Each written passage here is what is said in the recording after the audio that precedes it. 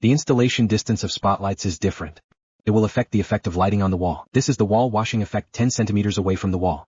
This is the wall washing effect 20 centimeters away from the wall. This is the wall washing effect 30 centimeters away from the wall. This is the wall washing effect at a distance of 40 centimeters. The wall washing effect at a distance of 50 centimeters. The light becomes a little dim where it touches the wall. Different color temperatures convey different emotions. We can see that from left to right they are 3000K, 4500K, 6000K color temperature comparison. There is a way to wash the wall, which is polarized wall washing. What we see now. It is the wall washing method. This kind of wall washer can evenly clean the entire wall. This wall washing method is suitable for washing large murals or a textured wall. Different beam angles have different effects on the wall. Now from left to right, what we see is our 15-degree angle. Comparison of the modeling effects of 24-degree angle, 36-degree angle and 54-degree angle. We can choose the size of the object to be photographed. And presentation. Choose a construction perspective.